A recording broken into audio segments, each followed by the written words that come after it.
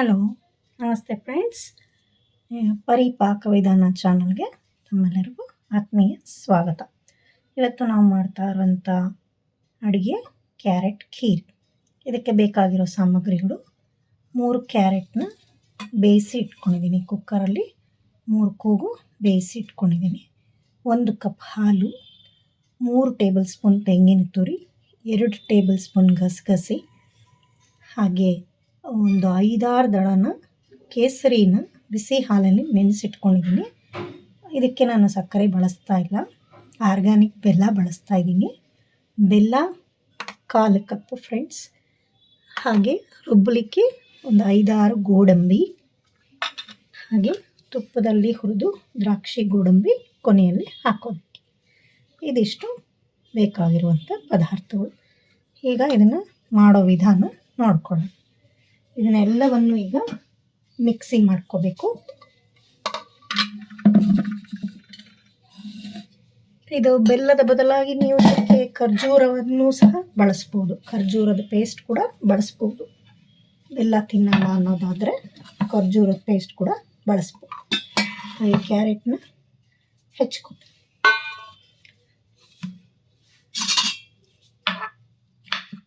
ಇದು ಮಕ್ಕಳಿಗೆ ತುಂಬ ಆರೋಗ್ಯಕ್ಕೆ ಒಳ್ಳೆಯದು. ಮಕ್ಕಳು ಕ್ಯಾರೆಟೇ ತಿನ್ನಲ್ಲ ಅನ್ನೋ ಮಕ್ಕಳಿಗೆ ಖಂಡಿತ ಮಾಡಿಕೊಡ್ಬೋದು. ಕ್ಯಾರೆಟು,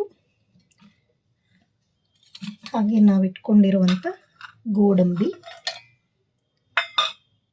ಗಸಗಸೆ,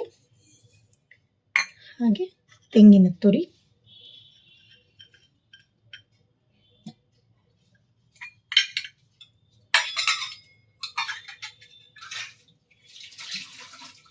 ಮತ್ತು ಇದಕ್ಕೆ ಸ್ವಲ್ಪ 1 ಕಪ್ ಹಾಲಲ್ಲಿ ನಾನು ಇದು ರುಬ್ಬಲಿಕ್ಕೆ ಅರ್ಧ ಕಪ್ಪು ಹಾಲು ಹಾಕ್ಕೋತೀನಿ.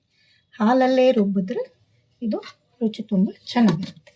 ಈಗ ಇದನ್ನು ಮಿಕ್ಸಿ ಮಾಡ್ಕೊಂಬರೋಣ. ಇದು ನುಣ್ಣಗೆ ರುಬ್ಕೊಬರ್ಬೇಕು.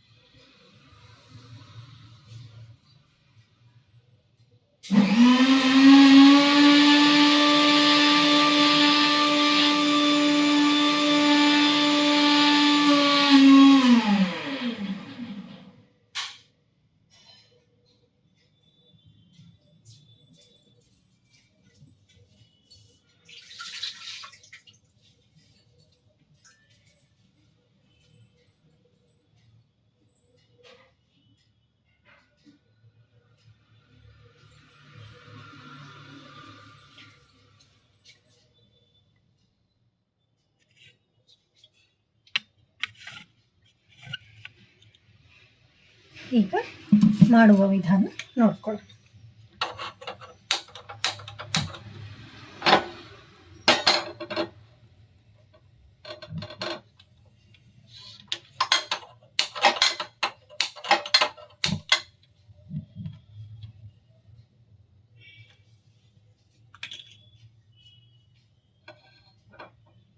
ಈಗ ಮೊದಲಿಗೆ ನಾವಿಟ್ಕೊಂಡಂಥ ಬೆಲ್ಲವನ್ನು ಕರಗಿಸ್ಕೊಳ್ಳೋಣ. ಬೆಲ್ಲ ಹಾಕಿ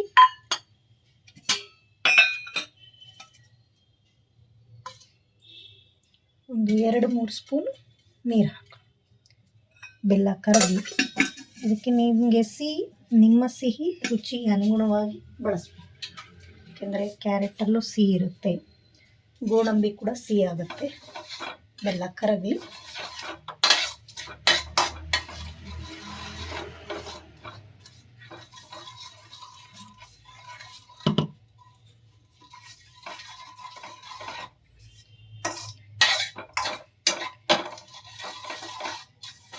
ಎಲ್ಲ ಕರಗಿದ ನಂತರ ರುಬ್ಬಿರೋ ಮಿಶ್ರಣವನ್ನು ಹಾಕ್ಕೊಂಡು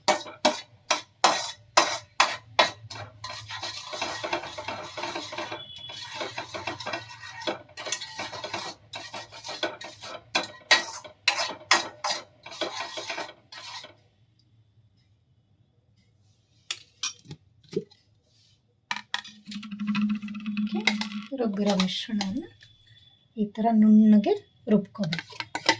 ರುಬ್ಬಿರೋ ಮಿಶ್ರಣ ಹಾಕಿ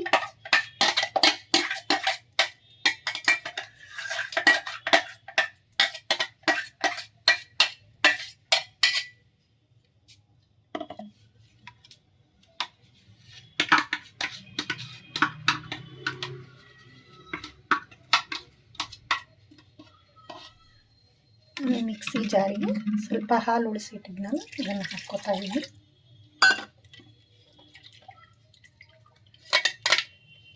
ಇದನ್ನೆಲ್ಲವನ್ನು ಹಾಕ್ಕೊಂಡು ಹಾಕ್ಕೊಳ್ಳೋಣ.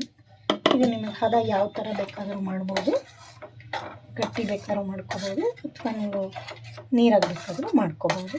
ತುಂಬ ನೀರು ಮಾಡ್ಕೋಬಾರ್ದು, ತುಂಬ ಗಟ್ಟಿನೂ ಮಾಡ್ಕೋಬಾರ್ದು.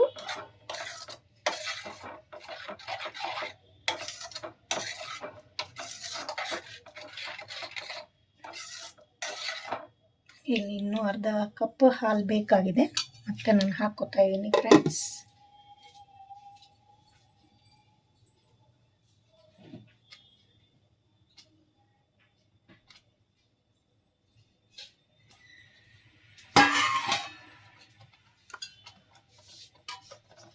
ಹಾಲನ್ನು ಕಾಯಿಸಿ ಆರಿಸಿ ರೂಮ್ ಟೆಂಪ್ರೇಚರ್ ಇರಬೇಕು.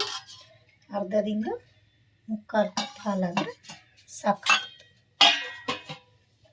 ಅದು 1-2 ಕುದಿ ಬರಲಿ.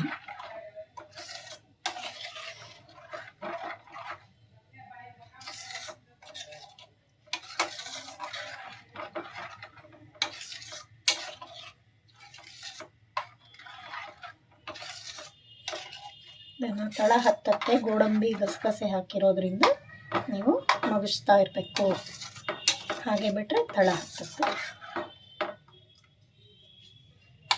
ಈಗ ಕೇಸರಿ ಮಿಶ್ರ ಮಾಡ್ಕೊಂಡಿದ್ವಲ್ಲ ಹಾಲು, ಅದನ್ನು ಹಾಕ್ತಾಯಿದ್ದೀನಿ. ಇದರಿಂದ ನಿಮಗೆ ಒಂದು ರೀತಿ ಸುವಾಸನೆ ಬರುತ್ತೆ, ರುಚಿನೂ ಚೆನ್ನಾಗಿ.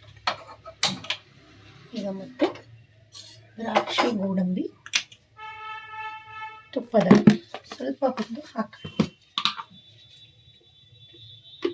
ಹೆಚ್ಚಿಗೆ ತುಪ್ಪ ಬೇಕಾಗಿಲ್ಲ, ಸಕ್ಕರೆ ಬೇಕಾಗಿಲ್ಲ. ಮಕ್ಕಳಿಗೆ ಆರೋಗ್ಯಕರವಾಗಿರುತ್ತೆ.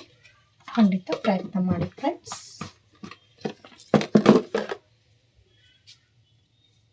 ಮೊದಲಿಗೆ ಗೋಡಂಬಿ ಹಾಕ್ತಾಯಿದ್ದೀನಿ. ಗೋಡಂಬಿ ಸ್ವಲ್ಪ ಬಾಡಿದ ನಂತರ ದ್ರಾಕ್ಷಿ ಹಾಕ್ಕೊಳ್ಳೋಣ.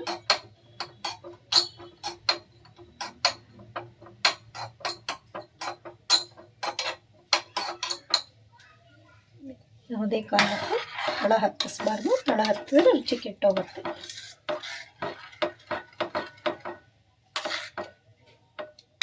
ಇದು ಕೇಸರಿ ಆಪ್ಷನ್ನು, ಬೇಕಿದ್ರೆ ಹಾಕ್ಕೊಳ್ಳಿ. ಕ್ಯಾರೆಟ್ ಫ್ಲೇವರೇ ಚೆನ್ನಾಗಿ ಬರುತ್ತೆ, ಬಟ್ ಕೇಸರಿ ಹಾಕಿದ್ರೆ ರುಚಿ ಚೆನ್ನಾಗಿರುತ್ತೆ.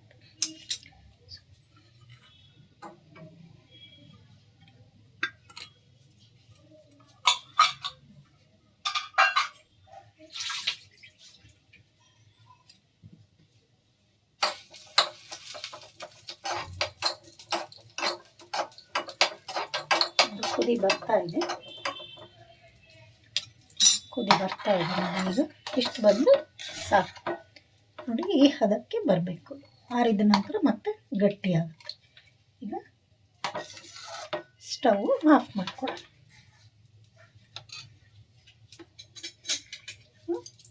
ದ್ರಾಕ್ಷಿ ಗೋಡಂಬಿನ ಹಾಕ್ತಾ ಇದ್ದೀನಲ್ಲ ಫ್ರೆಂಡ್ಸ್. 10 ನಿಮಿಷದಲ್ಲಿ ಕ್ಯಾರೆಟ್ ಖೀರ್ ರೆಡಿ.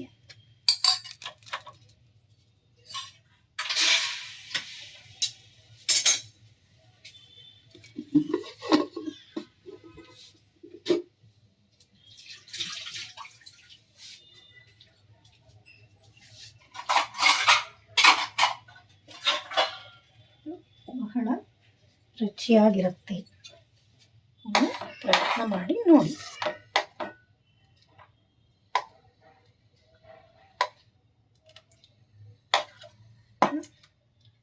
ಸರ್ವಿಂಗ್ ಬೌಲ್ಗೆ ಹಾಕೋತಾ ಇದ್ದೀನಿ ಫ್ರೆಂಡ್ಸ್.